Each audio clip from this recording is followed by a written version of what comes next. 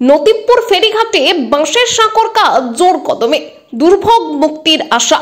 দীর্ঘদিনের দুর্ভোগের অবসান ঘটিয়ে খানাকুলের নতিবপুর ফেরিঘাটে মুন্ডেশ্বরী নদীর ওপর ভেঙে যাওয়া বাঁশের সাঁকোটির পুনর্নির্মাণের কাজ জোর কদমে চলছে।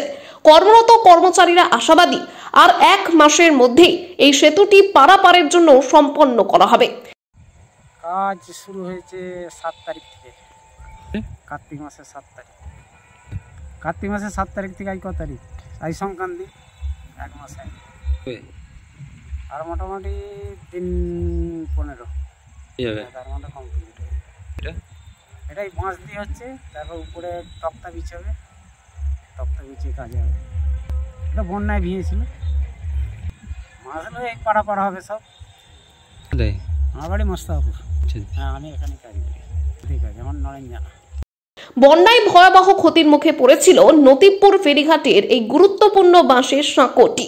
মুন্ডেশ্বরী নদীর জলস্তর বাড়ায় সম্পূর্ণ সেতুটি ভেঙে নদীর জলে ভেসে গিয়েছিল, যার ফলে এলাকার মানুষের পারাপার বন্ধ হয়ে যায়। সেই থেকে স্থানীয়রা নৌকায় ঝুঁকিপূর্ণ পারাপার করতে বাধ্য হচ্ছে। বর্তমানে নতুন করে বাঁশের কাঠামো দিয়ে সেতু নির্মাণের কাজ শুরু হয়েছে। কর্মরত কর্মচারীরা জানিয়েছেন, বাঁশ দিয়ে মূল কাঠামো তৈরি করে তার ওপরে তক্তা বসিয়ে ফের সেতুটি তৈরি করা হবে। দ্রুত গতিতে কাজ শুরু হওয়ায় নদীর ওপরের সেতুর কাজ প্রায় 1/3 সম্পন্ন হয়ে গেছে।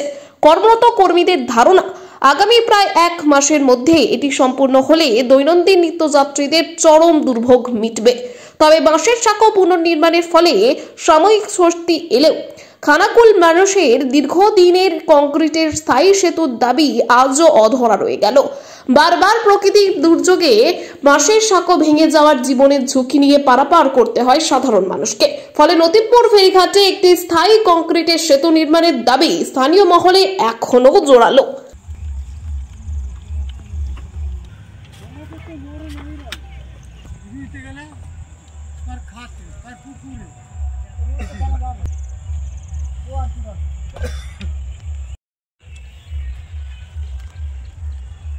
নতিপুর সমিতি ঘাট বলে এটা।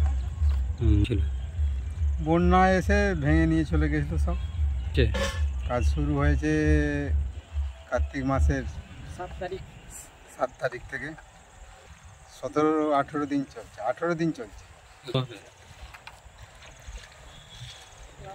অজ্ঞান মাসের 15 তারিখে হবে।